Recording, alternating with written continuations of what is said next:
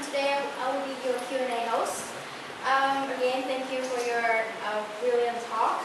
And in this section, we will be asking questions to Anna from the audience. And if you have any more questions for Anna, please kindly write them on this small paper, and our volunteers will collect them. It will be best for all of us to avoid asking questions directly to Anna. Now, let's come to the first questions. Yeah. So, Anna, would you tell us why is alternative education important? Well, why is it important? I think because in the beginning, I heard a student say, "I hate high school," and someone else said that it's a jail.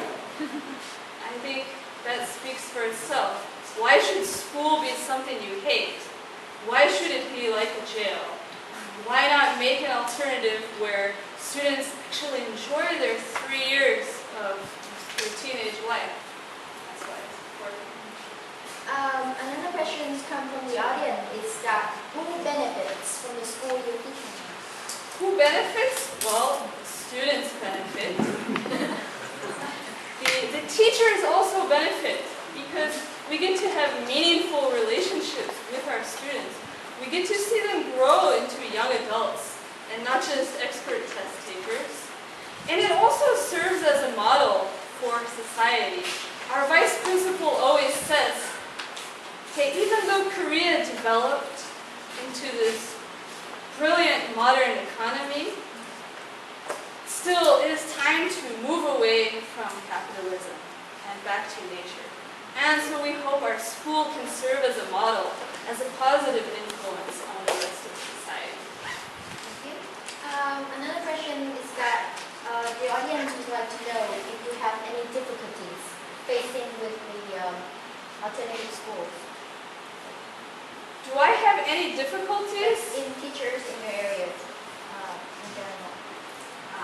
Teacher in alternative schools, yeah. Do they have any difficulties in particular? You and other teachers. I would say that one difficulty is the fact that students are still studying for the sunan, everybody. Everybody still wants to go to university. So how do we balance trying to make this kind of alternative curriculum while students are still following the academic path?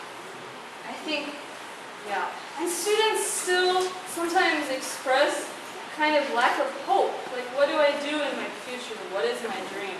So we have to navigate that as well. All right. Another yes or no question. Do you get to choose what you teach? Sure. Yeah. I do often follow the textbook and the curriculum, but it's more the topics. So outside of that, how I present the material is, yeah, I feel a lot of freedom. All right. Another curiosity coming from the audience. Do students get to go to university? Are they successful there in alternative school? Do they get to go to university? Are they successful there in alternative school? Coming from an alternative school to a university? Well, that is a good question. I can't speak for all of the students, but I have to say that I think almost every week there are graduate Hanbitt students who come back. And yeah, I mean, there's been like fashion designer and musicians, all kinds of people who have succeeded. So yes, definitely. They do go on to great things and they do go on to university. Moving on to like the economical side, could you compare the school fee between alternative school and public or private school? Yeah, that's a good question. Another good question. Well, again, so because our school does receive government funding, I think it is much cheaper than an alternative school that gets no government funding. In that case, like the parents, the families have to contribute most of the costs. But in this case, they're paying the normal high school tuition, and on top of that, they're paying for room and board and the food. But the cost is all inclusive. So even though it is slightly more expensive, I think it's not outrageous. And also parents have fundraisers. And we sell a lot of the soaps and the clothes and the bags and things that students make. We are able to fundraise during our events. So that helps. That's always the trickiest question. Another question is that could you estimate the quality of students compared to traditional schools? The quality of the students, again, that's a tricky question because I think if any students are put in an atmosphere where they can thrive, they will be quality students. I don't know that our students are necessarily smarter or exceptional geniuses. It's just that they have been given the privilege, the opportunity to be in this environment where they can achieve their potential. So I'm not really sure quality of students. I think that's the best answer I can give. Do students of alternative school have to take the diploma equivalency test? They all take the SUNUN, the CSAT. Is that? I'm not sure what the diploma is. That's coming from one of the others. Yeah. Everybody takes the university entrance exam. So everybody who wants to go to university. So they're taking the same exams, the same ones as regular high school students. Would you say that the discipline in alternative school is easier than normal school? Well, easier, I'm not sure, because the discipline is very much focused on verbal problem solving.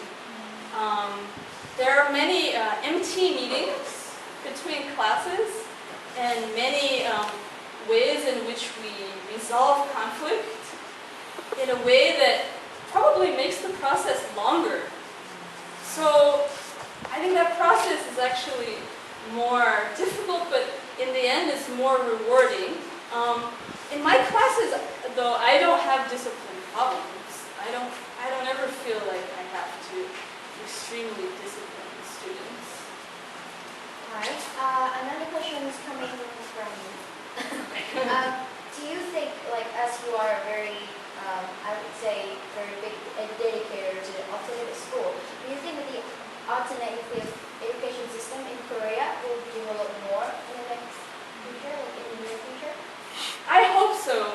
Again, with the Sewol ferry disaster last year, I think it was really a good wake-up call. I think it raised a lot of questions about what kind of education we give to the students and how we move forward. So all I can say is, I hope so. And I hope that the Ministry of Education will be cooperative and will be open-minded about building a different education. Thank you. Can anyone enter the Hanbitt School? Any tests? No. Not anyone. There is an interview process, and because there is a limited number of slots, just over 200, of course, not everybody who applies will be able to make it. I'm not sure, what's the percentage? About 20%. Or accepted? Yeah. Who applied? 20? But it's all different every year. Yeah, every year. So depending on how many people apply every year, it's different. Alright. But because it's getting more popular, I think it naturally will become more competitive, unless we decide to expand. Well, so that has brought us to the end of GIC Talk today. If you have any more questions, applause.